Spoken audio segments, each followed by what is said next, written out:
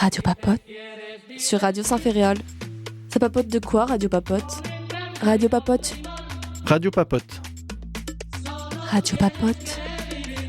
Radio Papote, les 2e et 4e vendredis du mois sur Radio Saint-Fé, 94.2.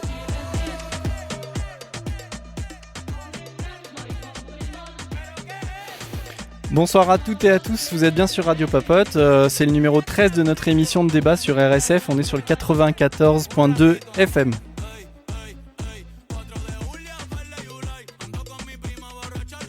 Bon, aujourd'hui on va parler d'éducation, non pas de l'éducation des enfants, mais l'éducation à l'école, au collège, au lycée, à la fac, en gros le BTS, le système éducatif quoi.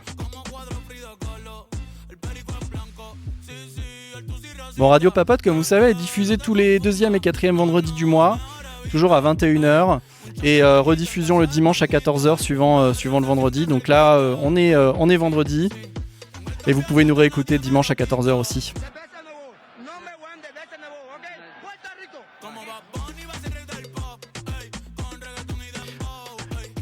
Et comme d'habitude, je vous rappelle que vous pouvez nous écouter en podcast aussi et toutes les émissions, les 12 émissions précédentes sur toutes les plateformes de podcast, sur votre appli préférée, n'importe laquelle, Spotify, podcast, je sais pas quoi, Addict, Deezer, non, il n'y a pas Deezer, non. Par contre, YouTube, on est sur YouTube. Et si vous voulez nous envoyer des messages, vous pouvez nous joindre sur Instagram. On a un compte qui s'appelle Radio Papote. Pareil pour tous les podcasts. Il suffit que vous tapiez Radio Papote et vous trouverez tous les podcasts pour écouter. Allez, c'est parti pour une heure à décortiquer le système éducatif et surtout dessiner les grandes contradictions d'une époque qui met toujours en avant l'éducation mais qui sabre dans les budgets.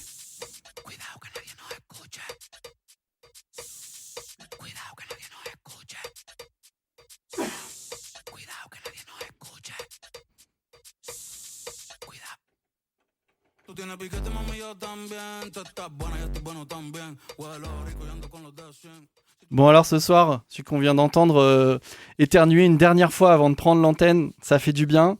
Au moins maintenant c'est fait. On est toujours avec notre acolyte Antoine. Et ce soir pour commencer, on va se raconter une... Est-ce que tu as un souvenir d'école? Ou comment tu as vécu ta scolarité, Antoine? Eh ben, merci pour la question, trop bien. Bonjour à tous. Ravi d'être vivant et avec vous ce soir. Pour ce petit souvenir, je voulais adresser un merci avec un grand M. C'est le moment de parler de Mademoiselle Réchautier. Est-ce que vous connaissez Mademoiselle Réchautier? Pas personnellement, non. Peut-être qu'elle nous écoute. Mademoiselle Réchautier, elle était remplaçante quand j'étais en CE2 et elle a fini par convaincre le directeur de l'école de me faire sauter le CE2 au bout de 3 semaines. Je me suis donc assis dans le même préfabriqué avec les CM1. Sa prédécesseur n'y avait pas réussi face au directeur inflexible. Donc ce soir, qu'elle en soit remerciée, parce que ce geste a eu beaucoup de conséquences dans ma vie. Et de manière générale, les instituts et les profs, c'est peut-être pour ça qu'on va en discuter ce soir, ont une influence absolument considérable sur la vie des gens. L'histoire d'une fulgurance comme ça. Et toi, Romain, bonsoir. Bonsoir. Comment tu vas? Bah ça va. C'est quoi ton souvenir marquant, toi? Ouais, alors moi j'ai pas été le petit lèche-cul comme mon prédécesseur, donc mon expérience a plutôt été le fait de vivre le bac au rattrapage et de se retrouver le soir où tout le monde va faire la fête à devoir bûcher nuit et jour pour essayer de sauver sa scolarité. Voilà, une première anecdote. Et une deuxième anecdote, c'est que en vivant à Lyon, je suis arrivé à être diplômé des 3 universités de Lyon.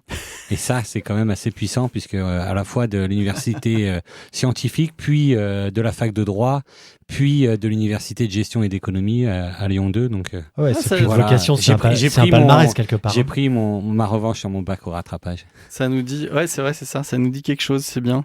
Un beau parcours. Et toi, Franck?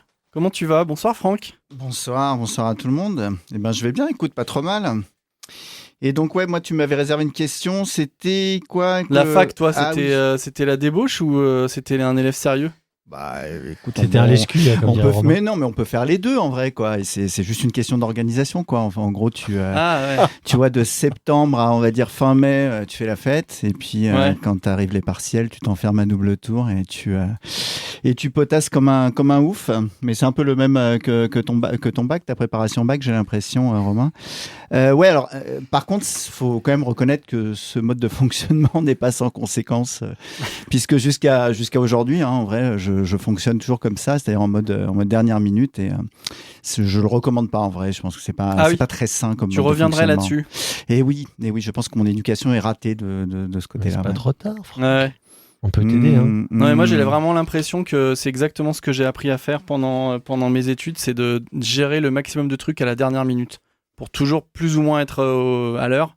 Enfin, toujours être dans les temps, mais toujours être l'impression que t'es super en retard et que tu vas tout rater. Mais voilà, en gros c'est. Le débat est lancé quoi sur l'éducation là déjà. Hein. Ouais.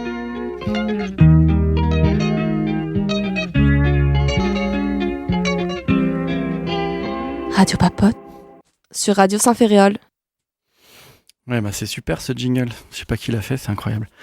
En tout cas, on va commencer par une petite intro et pour poser un petit peu les termes du débat parce que on a un angle. Vous savez qu'à Radio Papote, on a une ligne assez une ligne éditoriale, disons assez assumée. Et donc on va écouter un petit extrait d'un reportage qui est sur Blast. Blast, c'est une chaîne sur YouTube et qui a été disponible, mis en ligne, l'année dernière à la fin du vote du budget de l'État. Et ça parle du budget de l'éducation.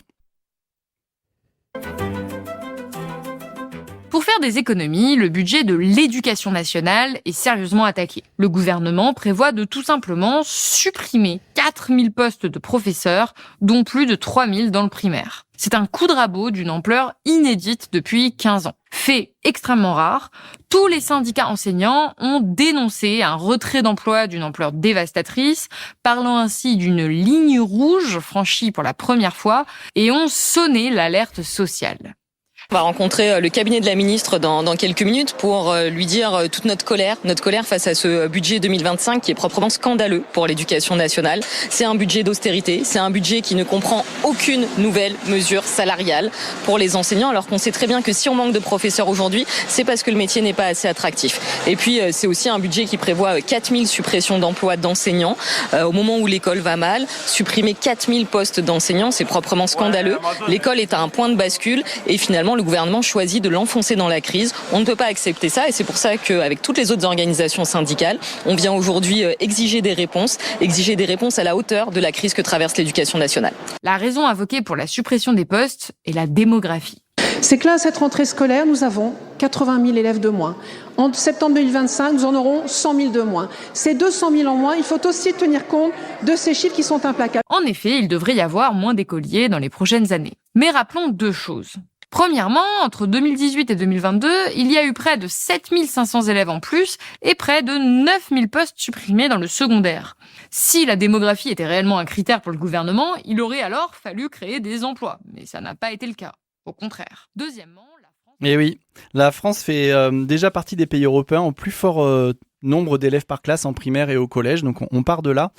J'aimerais aussi mettre en parallèle l'augmentation énorme du budget national militaire pour cette introduction, parce qu'en ce moment on parle beaucoup d'augmenter le budget militaire face aux menaces entre guillemets, qui est réel ou pas réel, hein, qui suit le racket organisé en fait par Trump au pays de l'Alliance Atlantique, l'OTAN, où il a ordonné en arrivant au début de son premier mandat, en gros que chaque pays passe à 5% de son PIB en dépenses militaires, ce à quoi l'Union Européenne a répondu quasiment unanimement oui, ok, on va le faire. Et en tout cas, la France de Macron n'a pas tardé à suivre cette ligne-là. C'est augmenter les dépenses militaires, augmenter l'équipement, et puis en fait, ça évidemment que ça profite en premier lieu à l'industrie militaire américaine, mais aussi à l'industrie militaire française. En tout cas, récemment, le 19 mai dernier, donc il y a 3 jours, a été votée une rallonge de 36 milliards d'euros de budget en plus jusqu'à... c'est un budget total de 436 milliards, 35 ou 36 milliards, pardon, en plus de budget militaire jusqu'à 2030. Donc, c'est pas un budget immédiat, hein, c'est jusqu'à 2030. Donc, en tout cas, l'Assemblée nationale, toute sa droite unie avec le Rassemblement national et les macronistes, les républicains ont commis ce vote qui est commenté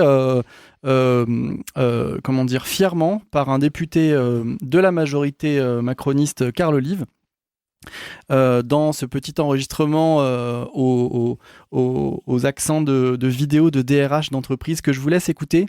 Donc c'est un vote qui arrive 5 mois après les coupes dans le budget de l'éducation nationale. Bonjour à tous. Ce mardi 19 mai, nous venons d'adopter à l'Assemblée nationale la loi de programmation militaire rectificative. De quoi s'agit-il? Face aux conflits de haute intensité, aux menaces hybrides et à la guerre des drones, la France devait être au rendez-vous de sa défense. C'est le cas. Ce texte prévoit 36 milliards d'euros supplémentaires pour nos armées, portant l'investissement global à 435 milliards 7 d'ici 2030. Concrètement, 8,5 milliards d'euros pour les munitions, 3,9 milliards pour l'espace, 2 milliards pour les drones, je sais pas si on va tenir jusqu'au la défense antiaérienne et la lutte anti-drone, mais aussi 1,4 milliard pour l'innovation militaire.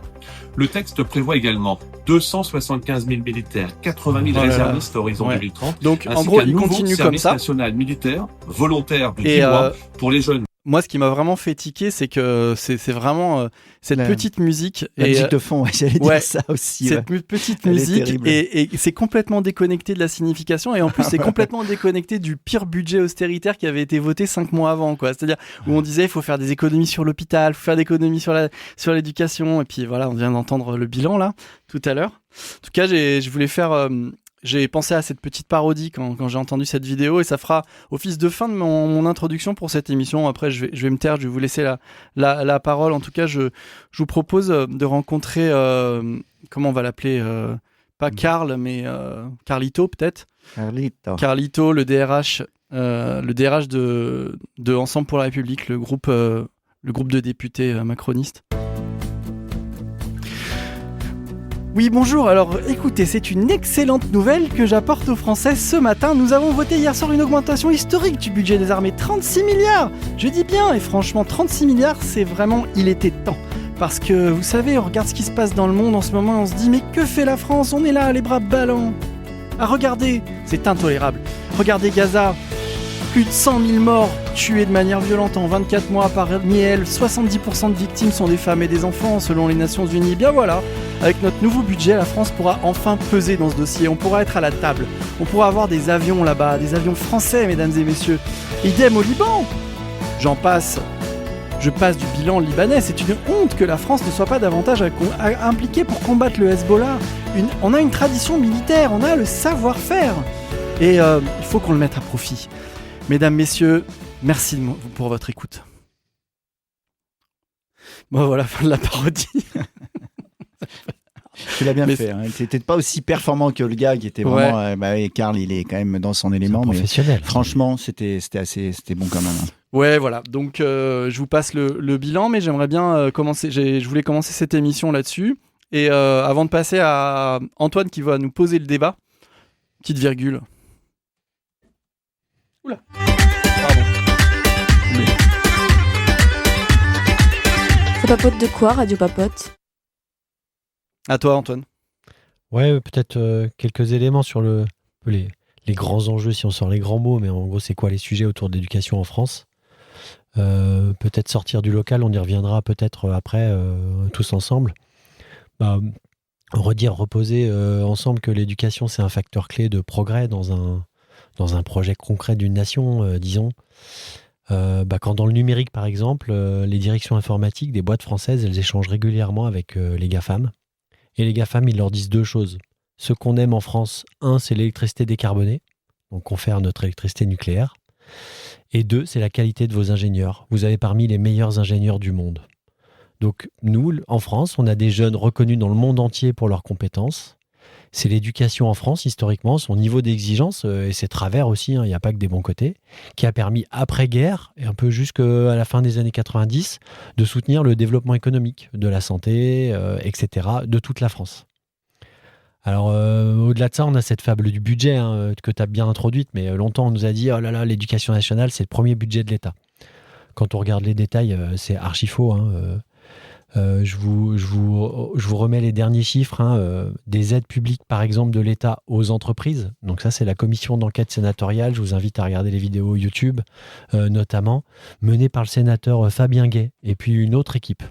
D'ailleurs, Fabien Gay, vous le savez, c'est le rédac-chef de l'UMA. Mais à côté de lui, comme co-sénateur... Le journal L'Humanité. Ouais, de l'Humanité. Comme co-sénateur, il y avait d'autres orientations, plus à droite, notamment d'autres parlementaires. Donc ce budget, c'est 211 milliards d'euros donnés tous les ans aux entreprises. C'est la première fois que la France est capable de sortir ce chiffre parce qu'il y a 2300 dispositifs d'aide et l'administration publique était incapable de sortir ce chiffre. Donc 211 milliards, on est très très très au-delà du budget de l'éducation nationale. Et le budget de l'armée du coup ? Oui, il va égaliser puis passer devant celui de l'enseignement, donc à plus de 90 milliards d'euros, soit cette année, soit dès l'année prochaine. Parce que le budget de l'éducation, c'est combien en gros ? On a une idée ? Donc on est en dessous de 90 milliards. C'est ça, c'est 85. Okay, Après, il est séparé en deux. Il y a l'enseignement supérieur et l'enseignement pas supérieur, du coup, donc c'est pas si facile de regarder. Ouais, j'imagine. Puis il y a des subventions déguisées, il y a tout un tas de choses. Depuis 2017, le budget militaire, il a augmenté de 40%, tandis que celui de l'éducation nationale n'a progressé que de 10% en termes réels. C'est donc un combat démocratique d'améliorer l'organisation et la qualité des cours, parce que ça permet, en théorie, alors il faut relire Bourdieu, mais d'outiller un peu l'égalité des hommes et des femmes demain. Et c'est clairement un facteur d'émancipation. Et partant, on pourrait même aller plus loin et voir dans les coûts portés actuellement à l'éducation nationale, les profs ne travaillent soi-disant pas assez, le niveau d'exigence des programmes baisse, c'est factuel. Le gel du point d'indice pour rendre le métier moins attractif, t'en as parlé avec la chronique. On pourrait légitimement se demander s'il n'y a pas, sinon une stratégie, disons au moins un laisser-faire du pouvoir en place pour avoir des masses moins éduquées. Parce qu'en fait, la classe moyenne éduquée de France, c'est un problème. Elle se laisse beaucoup moins manipuler par le pouvoir en place, elle est moins facile à enfumer que les classes populaires moins éduquées. Cette classe moyenne éduquée, elle peut occuper des postes qui décryptent le pouvoir en place. Les journalistes, les influenceurs YouTube politiques, les spectacles culturels, les interventions dans les réseaux sociaux, etc., etc. Et ça, c'est potentiellement un problème pour un État qui veut pouvoir faire peur facilement pour orienter les prises de décision publiques. Bon, vous avez peut-être entendu parler d'ailleurs dans l'actu qu'on va essayer de copier la méthode Singapour pour les maths. Vous avez entendu parler de ça ? Bon, la méthode, a priori, c'est déjà voué à l'échec. À Singapour, ils ont des résultats exceptionnels en mathématiques dès le plus jeune âge. Ils sortent très très haut dans les tests PISA, donc les tests qui comparent. Et donc, on s'est dit, on va prendre leur méthode, on va faire copier-coller. Singapour, c'est toute une histoire que j'ai pas le temps de raconter là. C'est une toute petite île qui a assez peu de ressources. C'est pas une île, je connais pas bien la géographie, mais en tout cas, c'est un territoire pas forcément très grand et qui n'avait pas forcément énormément de ressources. Donc, ils ont tout investi, tout leur PIB dans l'éducation de tous pour avoir des professions intellectuelles, des métiers de service, puis devenir la plaque tournante mondiale qu'ils sont devenus. On va pas réussir à faire ce copier-coller, c'est déjà voué à l'échec, parce qu'au-delà de la méthode pour apprendre les mathématiques, il y a tout un contexte culturel. Les profs sont très bien considérés et rémunérés à Singapour, évidemment, c'est un projet de société, et ils ont plus de 100 heures de formation par an en moyenne. Alors que nous, quand les profs demandent une formation, en général, ils savent que ça va être refusé les premières fois. Bref, on s'attaque pas vraiment au cœur du problème. La bonne question, c'est qu'est-ce qu'on veut de l'école demain, au service de quoi ? Et ensuite, après, on pourra se poser la question avec quels moyens. Alors, je vous partage une conviction quand même.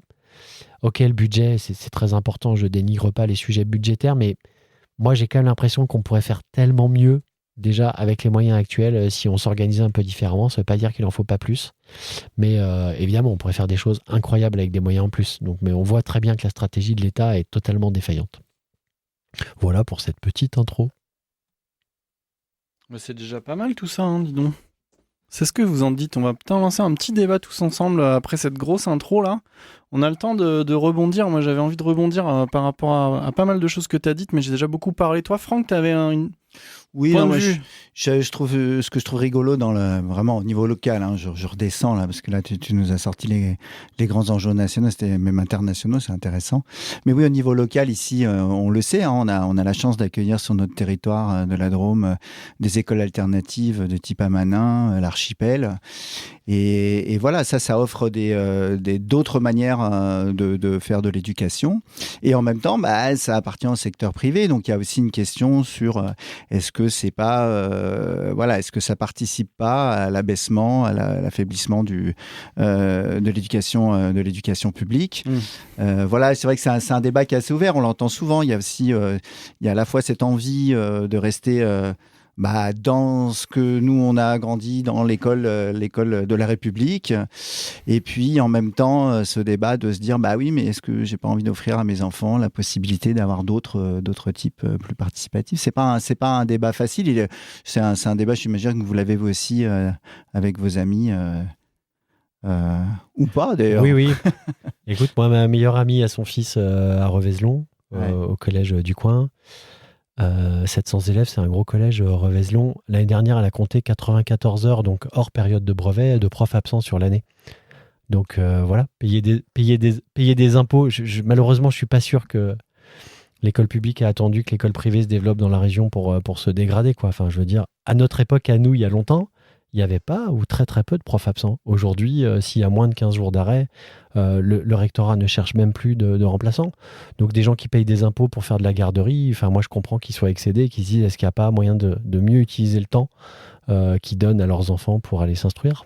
Oui, Ouais. mais Après, il y a une réalité là, des vases communicants, c'est dans des petites écoles primaires ou dans les écoles primaires rurales, t'as une gestion de la pénurie quoi, aussi, mais de la pénurie de classe, quoi. C'est-à-dire que dès qu'une école privée se monte et attire des enfants, l'année d'après, le décompte est fait, on a perdu tant d'enfants, c'est pas que la démographie aussi, et il y a des effets de concurrence qui se font sur des territoires où c'est pas des grosses densités de population, et du coup ça peut créer en fait des seuils de tiens, on va fermer une classe parce que en fait il y en a 5 enfants qui sont partis dans l'école Montessori d'à côté, quoi. Et ça, c'est une réalité pour le coup. Ça se sent moins dans les fortes densités, quoi, dans les métropoles, on va dire, je pense, parce que les vases communicants sont moins petits, quoi. Là, les seuils dont tu parles, ils sont pas définis en fonction du privé, ils sont définis a priori. On dit qu'une classe de primaire, je dis n'importe quoi, je peut-être me tromper, mais c'est 26 élèves, et qu'en dessous de 26 élèves, dès qu'on peut fermer une classe de plus, on ferme une classe de plus. Mais quand tu flirtes avec... Oui, ça peut faire des bascules à des moments, bien sûr. Quand tu as un rectorat qui gère en permanence la petite économie, dès qu'il peut se fermer une classe, il la ferme en direct sans laisser machin. Dès que tu as un seuil qui est passé, pouf, tac. Et en fait, ça peut arriver très vite dans les villages et dans les petites communes. Et ça, c'est sur la base de la propre économie du public en tant que tel. Ouais, mais quand même, moi, c'est vrai que cet argument-là, moi, j'ai mis mes enfants dans le public. Bon, il y a d'autres arguments, d'ailleurs, qu'on pourrait sortir. Enfin, je veux dire, dans le public, le niveau de formation des enseignants en France est vraiment fort aussi, quand même. Enfin, il y a vraiment un bon niveau général. Ce qui est pas forcément le cas, en fait. Du coup, les critères sont pas les mêmes dans le privé au niveau des backgrounds. Donc ça, c'est une chose. Et puis, bon, il y a ce côté alternatif de l'éducation qui est proposé dans ces structures autres, où en gros plus de liberté est donnée aux élèves de travailler ou de pas travailler. Et donc c'est la question du cadre. Est-ce que le cadre, ça fait du bien ou ça fait pas du bien? Il y a des élèves qui sont en difficulté par rapport à ça. Voilà, je sais pas si tu voulais réagir. Moi, ce qui me questionne beaucoup, surtout, c'est ces systèmes de reproduction. On construit des espaces où les gens sont dans un entre-soi, dans une classe sociale qui leur ressemble, des gens qui leur ressemblent. Et donc, en fait, en déconstruisant ça, on construit plein d'espaces où les gens n'ont plus l'habitude de fonctionner ensemble. Et donc ensuite, quand ils se retrouvent ensemble dans des modèles d'entreprise ou ainsi de suite, quand ils grandissent ou à l'université ou ainsi de suite, soit on a des systèmes où les gens se reproduisent par leur propre classe sociale, dans leurs propres écoles, et ensuite prennent la même place dans les mêmes types d'entreprises, et donc on casse complètement le vivre ensemble. Moi, je crois que l'enjeu de l'école publique, il est aussi dans le fait d'arriver à construire et à vivre ensemble. C'est la première chose. Et la deuxième chose que vous discutez, qui évidemment, c'est que il y a tous les systèmes, et l'éducation passe par là. Il y a une volonté de déconstruction des modèles publics, et pour ça, en diminuant les moyens, on arrive à démontrer qu'en fait ça ne marche pas, et c'est comme ça qu'effectivement on donne. C'est un massacre organisé, bien sûr. Voilà, donc c'est aussi ça qu'il faut être conscient dans tous ces modèles. Et comme disait Elias, aujourd'hui il y a beaucoup de combats. Moi j'ai contribué à ça pour essayer de sauver des écoles et des classes, et les politiques sont continuellement en train d'enfermer. Moi, dans la vallée de la Drôme dans laquelle on vit, je crois qu'il n'y a pas un seul village qui n'a pas vécu une tension par rapport à une fermeture de classe. Il y a un mois, on s'est tous retrouvés en manifestation à Valence. On a pu sauver quelques classes, il y en a d'autres moins. Ça a été un vrai choix, une mise en concurrence qui était incroyable, quoi. Le dernier mot pour Antoine. Non, je vais devenir le défenseur des Amanins, mais les Amanins, 25% des élèves sont des élèves de la différence, d'accord ? Et quand vous êtes aux Amanins, les profs les mieux capés, ils se consacrent aux élèves les plus en difficulté. Ces deux choses-là, c'est des choses impossibles à mettre en place dans le système public, qui n'ont jamais existé. Donc il n'y a pas tous les enfants se ressemblent, sont issus des classes supérieures. Non, mais Il y a, on est d'accord, des gens Antoine, qui- mais Ouais, en mais fait, donc, il y a la un- vraie bataille, c'est de pouvoir faire en sorte qu'il y ait une diversité de méthodes pédagogiques qui rentrent dans le ministère de l'Éducation, qui est aujourd'hui bon très... courage. voilà. Voilà, bah ouais, mais Bon courage. on est face à un truc qui est très, très descendant. Les profs passent beaucoup de temps à souffrir aussi de ça, des réformes, de l'imposition des méthodes, du peu de liberté qu'ils ont par rapport aux méthodes pédagogiques qu'ils ont, etc. Après, il y a des exceptions, hein, comme on sait, en France, il y a de toutes petits îlots de résistance, comme il y a des lycées, je crois qu'il y a 2 lycées autogérés publics en France. Il y en a un à Paris et un je sais plus où. Voilà, c'est des trucs historiques, mais bon, enfin voilà, c'est tellement 2 lycées parmi tous les autres qui appliquent l'autogestion et puis plus ou moins des méthodes comment ça s'appelle, de pédagogie Freinet, etc. Mais enfin voilà, moi je suis pas expert de ça, mais c'est vrai que du coup, là où il faut se battre, c'est pour permettre justement qu'il y ait une diversité et des ouvertures, quoi, pour que l'enseignement, enfin l'éducation nationale soit pas monolithique à ce point-là, quoi.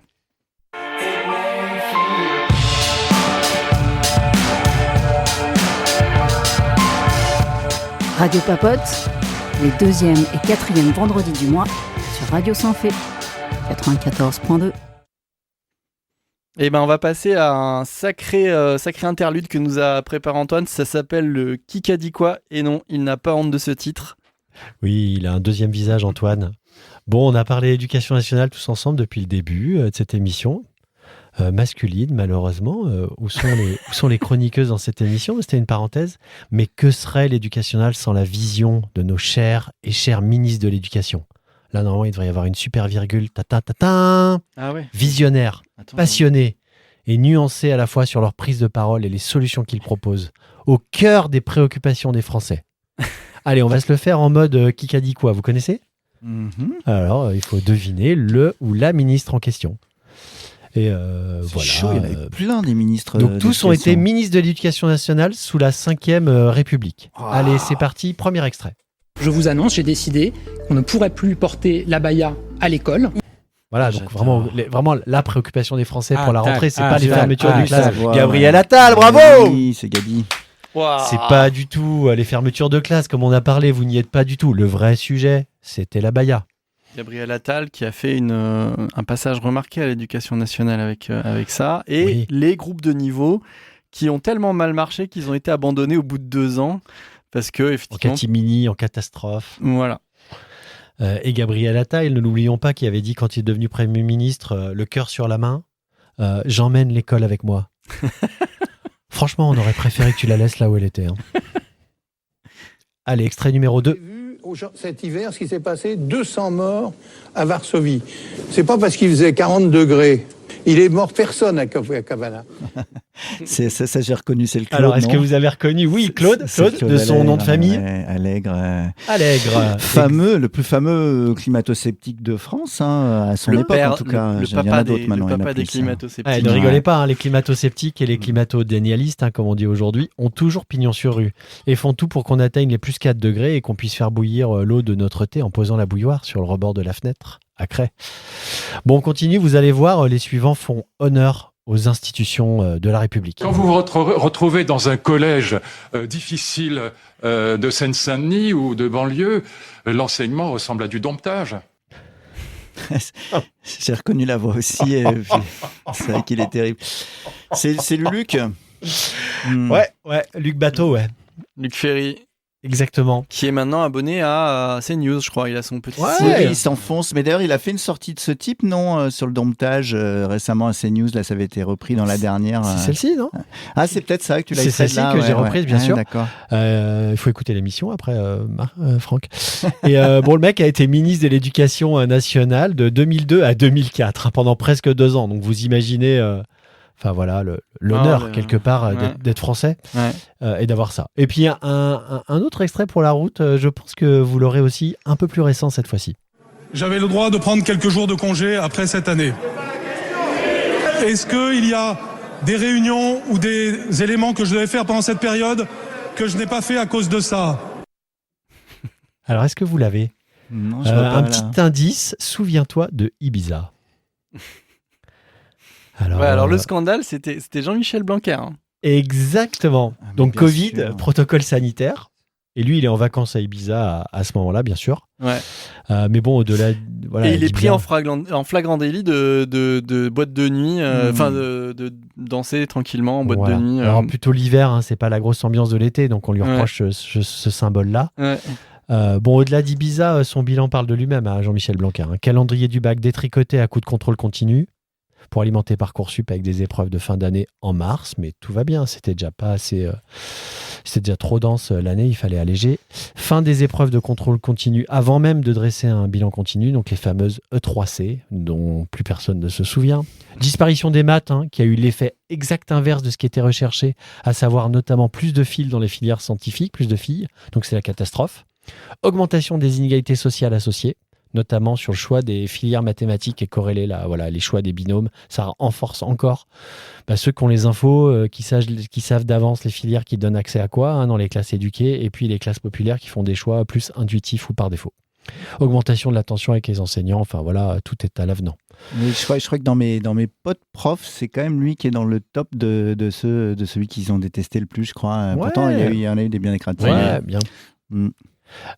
Donc là, un petit jingle collectif, attention, reportez-vous bien votre script. Donc là, on arrive sur le célèbre. Un petit dernier pour la route. Allez, on va la refaire. Alors là, on arrive sur le célèbre. Un petit dernier Ça pour suffit. la route. Ah non. Bon, merci, d'accord. Grosse Tu ambiance sors, d'équipe tu sors. ce soir. Magnifique. C'est la dernière émission On que n'a je pas fais. vu le petit dernier Je pour la vous, route. je vous c'est pour ça. préviens. Ça suffit maintenant. Bon, alors d'accord. J'avais écrit ça, je suis obligé de le dire. Que je n'ai jamais été informé de quoi que ce soit de violence ou de violence a fortiori sexuelle. Jamais. François, encore. C'est un peu comme le permis de conduire François dans le Sud-Sahara, Bayrou, donc. tu vois, le retour de François Bayrou. Le mec a été ministre de l'Éducation de 1993 à 1997 pendant Et puis, 4 ans. Nous l'avons eu aussi. Mais il en était au courant de Premier rien. ministre. Franchement, pas de procès d'intention ici, s'il vous plaît. Ouais. Quel On a une éthique. Il avait des sacrés radars. Bon, Quelle Quelle chute phénoménale. On aurait pu ajouter Elisabeth Borne, mais quand j'ai préparé l'émission, les extraits, franchement, l'envie de vomir était trop forte, j'ai pas pu continuer. Il y a du beau choix. On a eu dans les les meilleurs, je éducations. pense. On va passer à notre pause musicale. On va écouter House Gospel Choir. Le morceau s'appelle Morgan, pardon. C'est un groupe londonien très sympathique, sélectionné par notre ami Simon, qui nous sélectionne nos musiques dans Radio Papote. On est ensemble. Il est 21h35. On est sur 94.2 FM RSF en direct.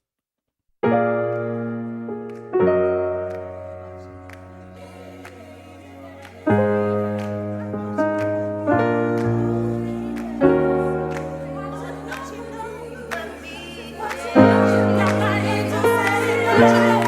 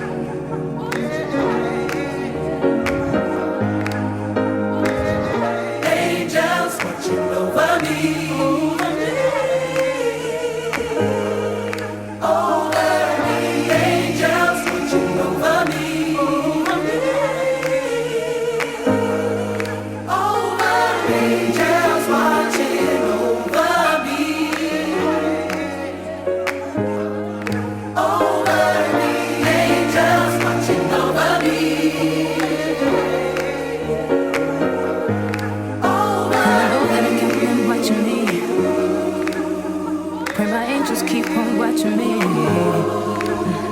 And I know that I got them watching me. And I pray that they keep on watching over me. And I know that I got them watching me. And my angels keep on watching me. And I know that I got them watching me. And my angels keep on watching me. And I know even when it's hard, and my angels keep on watching me. And I know that I got them watching me. And my angels keep on watching me. And I know that I got them watching me. And my angels keep on watching me. And I know that I got them watching me. And my angels keep on watching me. Angels watching over me. In my darkest days. And my angels keep on watching me. In my angels watching over me. I know everything is gonna be. My angels keep on watching me. Angels watching over me. Oh yeah, yeah. Over.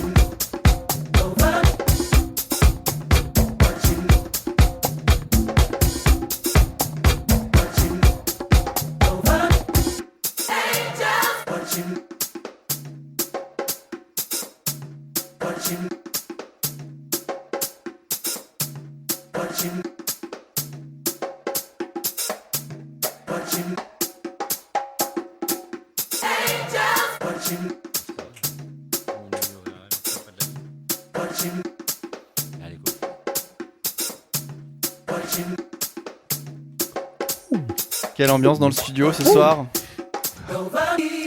Voilà, c'était House Gospel Choir, un super groupe que nous fait découvrir Simon ce soir. Merci Simon, c'est un groupe anglais. On est sur Radio Papote.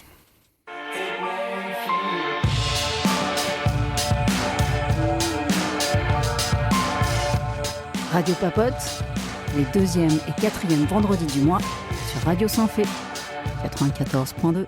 94.2 en direct aussi en streaming sur le site de radiosainfé.com et dès demain en podcast, en réécoute sur toutes les plateformes, les belles plateformes. Vous tapez Radio Papote, vous nous trouvez. Si vous avez des remarques ou des insultes à nous envoyer, vous pouvez le faire. Instagram, c'est fait pour ça.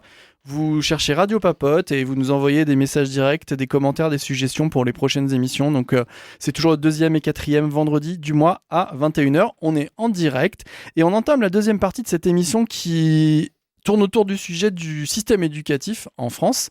On a pas mal parlé gros sous depuis le début. Maintenant, on va parler petits sous, mais en fait, qui sont des gros sous. Pour introduire un peu une discussion, parce qu'au niveau local, il y a aussi des choses qui sont liées aux politiques éducatives et souvent, on les met souvent au second plan, mais ça fait un peu le quotidien des parents, de la gestion un peu de la scolarité, etc.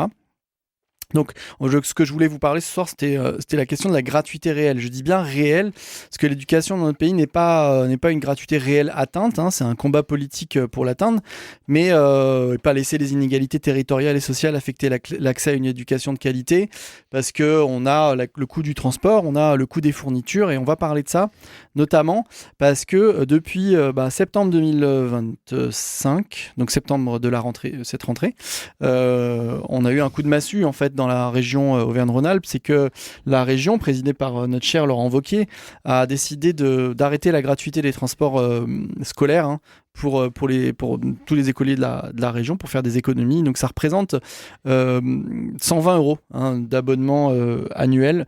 C'est pas énorme, mais c'est quand même beaucoup d'un coup à supporter, surtout si on a plusieurs enfants. Donc on a cette blague apparemment d'un sondage qui aurait été envoyé aux parents de la région suite à cette réforme. Oui. Et je crois qu'Antoine, tu voulais nous raconter c'est quoi ce sondage? Ouais, on a reçu un petit sondage par email, parce que vous savez, dans ces plateformes, il faut ouvrir un compte, un petit mail. Et le sondage, c'était assez marrant. Dans le corps du mail, pour être précis, c'était... clairement, il n'est pas question de donner son avis. C'est on va vous demander tout ce que le nouveau pass qui permet d'accéder à tous les trains et tous les cars de la région vous apporte. Et donc moi, j'ai répondu au sondage. Donc à aucun moment c'est possible de répondre je suis pas d'accord, c'est nul, je veux que ça revienne à zéro. C'est toujours la question, c'est toutes les questions tournées autour de est-ce que vous avez utilisé plus. Enfin, en gros, est-ce qu'il y a des trajets que vous n'auriez pas fait si vous n'aviez pas eu le pass? Il y a la question du prix n'est jamais évoquée. C'est toujours... ils veulent prouver que, bien sûr, les gens ont voyagé beaucoup plus grâce à ce pass qui permet de prendre des cars et des bus et qu'ils ne l'auraient pas fait si ça n'avait pas été compris dans le pass. Voilà. Donc, la stratégie est éclusée, elle a 100 000 ans. C'est un scandale de plus. C'est-à-dire qu'on n'interroge même pas les gens pour qu'ils nous disent ce qu'on veut. On oriente les réponses pour pouvoir publier après un super sondage. C'est génial. Oui, parce que... pardon, vas-y Franck. Non, vas-y, je me posais juste la question s'ils sont allés aussi loin que du coup d'utiliser cette donnée-là pour dire que ça a augmenté, que la gratuité des transports a augmenté l'empreinte carbone. Ils ont osé ou ils n'ont pas osé? Ça multiplie les voyages, tu vois. Non, ils sont peut-être pas allés jusqu'à... Ils n'ont pas besoin en vrai. Ils ont pas besoin. J'ai essayé de retrouver le mail. Si je le retrouve, je vous le donne. Ouais, on rappelle que l'élément de langage principal du passage à 120 € de cet abonnement scolaire, c'est que en plus du lundi au vendredi, la carte permet de aussi se transporter le samedi et le dimanche. Donc c'est super. En tout cas, voilà. Il y a aussi au niveau hyper local des réflexions à avoir, et ça c'est vraiment le système éducatif français qui l'organise comme ça. C'est que vous savez que les mairies elles financent les écoles dans le niveau élémentaire, le maternel et primaire. Elles ont aussi un budget qui est une dotation qui est donnée aux écoles, qui est une règle en fait que toutes les mairies ont. Par contre, le montant de ce budget, de cette allocation, il est décidé par les mairies elles-mêmes. En tout cas, à Cray, actuellement, le budget est de 38 € par élève. Il sert aux classes, ça va à l'école, et l'école achète avec du matériel pédagogique et parfois un peu de fourniture, des cahiers s'ils ont assez, etc. 38 €, c'est pas beaucoup. C'est vraiment pas beaucoup comparé à d'autres villes. Il y a des villes où on finance 100, 150 euros par élève. En tout cas, ce qui reste la règle partout en France, c'est que les fournitures scolaires, à part quand les budgets sont énormes, les fournitures scolaires et bien sûr, on peut étendre aussi aux équipements scolaires, c'est-à-dire tout ce qu'on nous demande pour équiper notre enfant, par exemple basket, etc., les choses comme ça qui sont utilisées pour les cours de sport, sont à la charge des familles. Donc tout ça fait que on est loin de la gratuité réelle, malgré le fait qu'en France, il y a la caisse d'allocation familiale qui verse sous condition de ressources à tous les parents à partir de 6 ans automatiquement une allocation de rentrée scolaire que vous connaissez peut-être. En tout cas, cette allocation de rentrée scolaire, elle existe sous condition de ressources, donc c'est des ressources très très faibles qui sont faites. Donc quid de la gratuité réelle dans ton expérience, dans vos expériences, toi, peut-être Romain, tu as un mot à dire là-dessus C'est vrai que c'est un sacré enjeu. Ça l'est moi. Aujourd'hui, j'ai des filles qui sont en maternelle et en primaire et je suis bien conscient qu'il y a quand même beaucoup de choses qui sont prises en charge, mais que l'enjeu du passage au collège et au lycée, ça va pas être la même et qu'il faut s'y préparer, surtout en zone rurale où effectivement la question du déplacement est hyper important et dans les rythmes de nos propres enfants aussi, ça joue beaucoup. Donc voilà, c'est des choses auxquelles effectivement aujourd'hui on doit se préparer et que c'est un enjeu, encore une fois, un enjeu assez énorme si on veut construire un certain équilibre entre les gens et même la question de l'inclusion de la cantine par exemple est un très bon sujet puisque aujourd'hui effectivement dans la paupérisation globale, la question de pouvoir accéder à au moins avoir un repas chaud par jour pour tous les enfants qui vivent en France, ça me semble aussi quelque chose d'assez essentiel. Ouais, donc la nouvelle municipalité de Cray, qui a gagné les dernières élections, a été élue sur un programme qui contenait la tarification sociale de la cantine. Donc ils sont en train d'essayer de le mettre en place. La cantine à Cray coûte, je crois, 5 euros ou plus. 5,90 €, j'ai plus mais c'est 5 euros environ. À Oust-sur-Sille, il y a une tarification au COEF familial. Ouais, mais c'est pareil, c'est hyper complexe. Ça a été un vrai combat sur les municipales parce qu'en fait, il y a une tarification à 1 € pour les ménages les plus précaires qui sont à moins moins pour ceux qui connaissent les coefficients, à moins de 1000 de coefficients. Par contre, si tu passes à 1001, tu passes de 1 € à 4,50 €. Ah ouais. Et donc, un vrai gros progressivité, c'est un vrai pas. Et, mais en même temps, ça a permis de se rendre compte d'une chose à Oust, c'est qu'il y a presque la moitié des enfants de la commune de Oust, pour ceux qui connaissent un peu la commune, qui ont accès à la cantine à 1 €. Donc en fait, ça aussi te permet de montrer la réalité de la paupérisation de la population oustoise. Et donc c'est un enjeu hyper important en fait. Et que c'est pas toujours l'image que chacune pourrait avoir de la commune de Oust, quoi. Carrément. Oui, sur la gratuité, j'ai l'impression qu'on va à contre-courant quand on essaie de la défendre, parce que c'est vrai que, faut bien voir qu'en France, on bénéficie quand même d'un système qui était jusque-là assez aidant, même s'il a déjà été taillé depuis un sacré moment. Moi, ça me fait penser sur les systèmes plus anglo-saxons. Ma compagne anglaise, par exemple, et voilà, en Angleterre, tout a été la gratuité s'est envolée depuis un long moment, et il y a notamment le fait que tu t'endettes petit à petit, et ma compagne paye encore, ou jusqu'à très récemment en fait continuer à payer son emprunt. Son emprunt, parce que c'était énorme. C'est vraiment tu commences ta vie active avec une dette assez colossale en fait au niveau des banques. Ah ouais, moi je pensais que c'était qu'aux États-Unis qu'ils étaient endettés dès qu'ils faisaient les études en fait. Et puis la question de l'uniforme, il fallait qu'on mette l'uniforme. Là, c'était à la mode il y a 2 ans. Encore un ministre de l'Éducation qui avait une super idée. Les uniformes. Ok, oui, bien sûr. C'est Gabriel Attal. Mais ça a un coût en fait, donc c'était super, ça allait créer de l'industrie. Moi je sais pas dire, j'y connais rien sur l'égalité des chances, est-ce que ça améliore vraiment les choses, mais ça ressemblait quand même à un combat qui allait coûter encore plus aux familles. Ouais. Sur la neutralité des fournitures qui sont données, bon là t'as parlé des vêtements, c'est encore quelque chose de très lointain. Par contre, il y a certaines grandes métropoles et puis des villes de couronne parisienne qui ont mis en place des fournitures scolaires gratuites sous la forme de kits sans marque. La plupart du temps, en fait, les villes qui ont mis en place ça ont mis en place des kits où en fait il n'y a pas de marque sur les fournitures et les affaires qui sont données. Et ça montre bien en fait le besoin que du coup, en fait, quand tu fournis une partie ou tout ou partie des achats de la rentrée, c'est important. Je pense d'enlever les labels, les marques, etc. Et c'est ce qui a été choisi par des équipes comme à Marseille. Je crois qu'il y a Lille, Roubaix, de mémoire Metz aussi. Voilà, j'ai pas la liste complète, mais c'est pas beaucoup en fait. Il y a une quinzaine de communes qui ont mis en place les kits de fournitures scolaires pour rendre rendre ça gratuit. On peut parler aussi du supérieur, si vous avez envie. Je crois qu'il y avait aussi un sujet sur l'enseignement supérieur, hein, sur l'université, sur les BTS, sur les universités. On peut donner un chiffre qui est assez inédit. En 2026, donc les budgets 2026, c'est 60 ou 70, j'ai plus le chiffre exact, des universités qui ont signé un budget déficitaire. Donc en fait, nos universités, et cette part, elle croît tous les ans, donc sont en train de s'endetter, signent des budgets déficitaires structurels tous les ans. Et ça va pas aider, sans même parler de gratuité, mais ça va pas aider à augmenter la qualité des enseignements. Voilà, j'ai un collègue à moi qui est dans une grande université parisienne que je citerai pas, qui m'a dit que pour se faire rembourser un frais de déplacement pour un déplacement à Nancy, entre les fiches mission, les notes de frais, etc., il avait utilisé 5 applications et il a mis plus de temps au final à obtenir le remboursement de son billet de train que son déplacement de une journée pour aller de Paris à Nancy.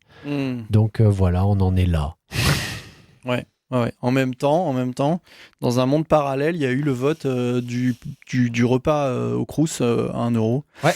Donc ça, c'est passé dans le dernier budget. Donc ça fait bien plaisir et ça répond à un besoin qui était extrêmement présent de vraiment de malnutrition, quasi malnutrition. Ça fera beaucoup de frites probablement quand même, hein, mais. Ouais, quand les patates sont chères, ça fera peut-être beaucoup de frites pour les étudiants. Non, mais les repas du Crous, ils sont sympas hein, parfois quand même. Hein. Ok. Dès qu'on reparle de la purée verte, de la purée orange. Non, c'est plus ça le Crous. C'est plus ça, ouais, je retarde. Peut-être pas tous les Crous, tous les Crous. Ouais, faut tester là quand même. Sur la gratuité, moi, il y a aussi, je voulais discuter un petit peu peut-être de la forme aussi que ça peut prendre. Alors ça aussi, ça a dû changer. Alors peut-être que je suis has-been là-dessus aussi, mais moi j'ai ce souvenir, voilà, d'avoir eu honte en fait de dire que j'avais le droit à la bourse parce que c'était quelque chose qui était discuté en classe, par exemple. Voilà, peut-être que ça ils se sont améliorés là-dessus, mais c'est vrai que de manière générale, hein, quand même sur la gratuité, bien sûr. Enfin, en tout cas que tout le monde ait un accès équitable. Après, c'est vrai que globalement, je préfère qu'on augmente le SMIC et voilà, qu'on se batte pour des salaires plus décents en bas de l'échelle, plutôt que des systèmes de subventions qui sont toujours un petit peu compliqués et puis qui peuvent susciter ce phénomène d'isolement social ou en tout cas voilà un petit peu ouais. Ah, j'ai lancé un gros truc là dans la mare. Non, c'est la vraie question. C'est toujours la question entre est-ce qu'il faut des aides ou est-ce que entre la gratuité qui est différenciée en fonction de la situation de la personne ou effectivement est-ce que c'est une aide globale et qui s'applique à que ça soit des fils d'aristocrates ou de bourgeois ou effectivement des fils ou des filles d'ouvriers. C'est toujours cette question de l'égalité face aux allocations. Ça a été la question sur les allocations familiales dans un autre milieu et c'est aussi la question dans effectivement le financement. Mais même en gardant un système ciblé, il y a à quel endroit en fait tu donnes cette subvention en fait. C'était plus ça. Et ben tu subventionnes la baya. On en a parlé depuis le début. Enfin, je veux dire, tu peux flécher directement la sub.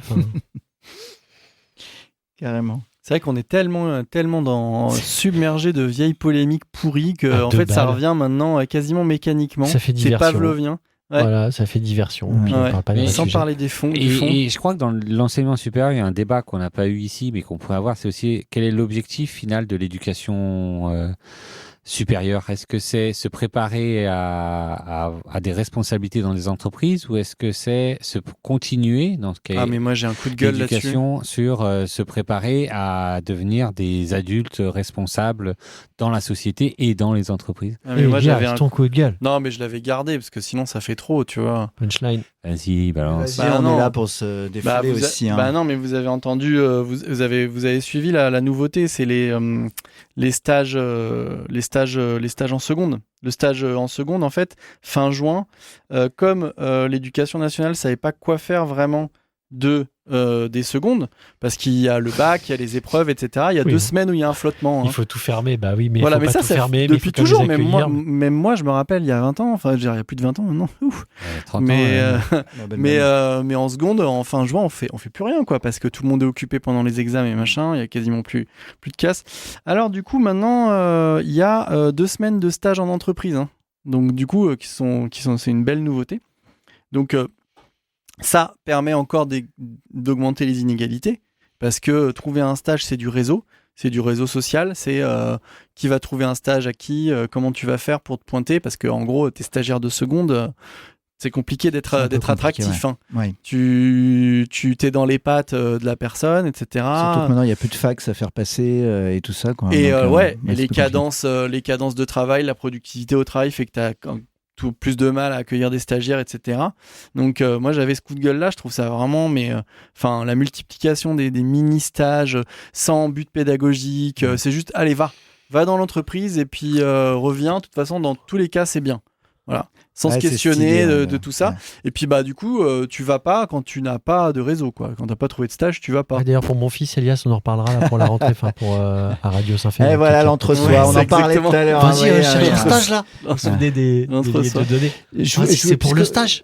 Puisqu'on en est au coup de gueule, je voulais râler, moi. Je sais pas si ça vous a pas fait ce truc-là. C'est maintenant du coup comme Monsieur Wauquiez a coupé les coûts de transport, comme il y a eu plein de baisses. Non, je peux pas te laisser dire ça. Il a fait que des trucs bien. On est obligé de se défoncer dans les kermesses des écoles pour arriver à tirer le sou là pour payer les voyages scolaires et tout. Et ça me fout les boules de penser que des fois je me lève à 6h du mat pour préparer des machins, etc. Ouais. Alors qu'en fait c'est pour payer le bus qui est maintenant, parce qu'il faut voir le coût que ça a du coup de louer un bus pour transporter un 30 bus, gamins. C'est combien? 1500 gâteaux au yaourt c'est ça. Enfin, tu vois, gâteaux au chocolat, tu vois.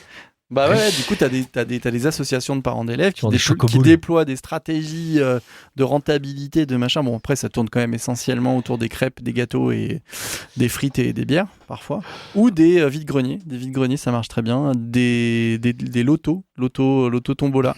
Ça marche très très bien. Important. Mais oui, effectivement, du coup, quand t'es dans une commune qui peut pas te fournir un transport, un car ou un truc comme ça, t'es obligé de le louer, ouais, effectivement, et c'est des coûts énormes. Ça fait vivre ensemble. Et puis surtout, c'est que on revient dans cet espace où d'un territoire à un autre territoire, tu vas pas avoir accès aux mêmes sorties et tu vas pas avoir accès aux mêmes intervenants. Tu n'auras pas l'intervenant théâtre que la commune d'à côté sera arrivée à se payer avec un sou des écoles riches. Et donc, encore une fois, on crée une différence parce qu'en fait, finalement, qui finance les sous des écoles ? On va pas se leurrer, c'est encore une fois les familles qui ont les plus le moyen. Et donc, les communes où il y a des familles qui ont plus de moyens ont des sous des écoles plus importants et donc une offre éducative plus intéressante. Et on recrée des différenciations entre les territoires. J'ai devant moi, je l'ai retrouvé depuis tout à l'heure, le courrier de Laurent Wauquiez de la région envoyé pour les inscriptions pour le transport pour la prochaine rentrée. On l'attend pour cette franchement, la région œuvre quotidiennement pour développer des parcours plus sécurisés, mais également plus respectueux de l'environnement. Donc J'avais raison, il a bien utilisé le truc. Et la région agit au plus près de ses territoires et de leurs habitants. Donc je peux pas te laisser dire esprit de proximité et de service. Parce que s'ils agissaient au plus loin de leurs habitants, ça marcherait pas. Mais c'est une dinguerie. Donc l'exigence ils mettent la sécurité en numéro 1. Notre mission demeure inchangée, pas du tout, ça n'a jamais été annoncé comme ça. Garantir à vos enfants des conditions de voyage paisibles, sûres et confortables. Donc paisible et sûr, c'est 2 éléments de langage autour de la sécurité, quoi. C'est une dinguerie. Ouais, il va falloir mettre un terme à tout ça. Faire un courrier de droite sur du transport, quoi. Fou. On est dans cette région. Ils vont remettre en place un système d'apartheid avec devant les riches et à l'arrière les pauvres. Hein. Ouais, ça va être le système à 2 vitesses. C'est toi qui prépares le courrier 2027, c'est ça? Merde, les gars, on arrive à la fin de l'émission et là, on est encore parti sur une vision hyper pessimiste. Il faudrait qu'on trouve un dernier. Franchement, deux Amanin et tout ira mieux. Enfin, oh là là, quel enfer.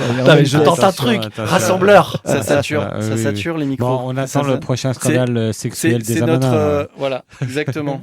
C'est exactement ça. On attend. Allez, Pierre. On attend le prochain. En tout cas, méfiez-vous de la Fondation pour l'école, pardon. En tout cas, dans les financements des écoles privées. Un petit mot de conclusion, il nous reste 1 minute là pour clôturer notre direct. Qui a envie de donner, tu voulais donner un mot positif sur la fin, vas-y. Hein.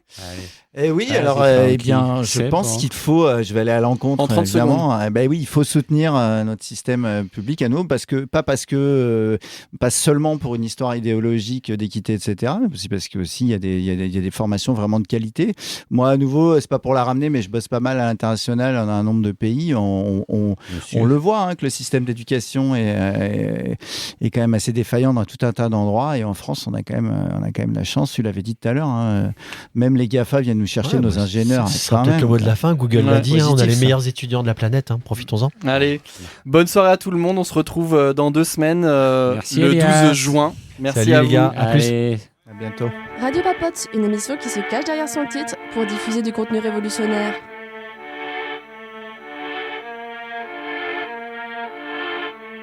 Radio Papote, les 2e et 4e vendredis du mois sur Radio Sans Fait.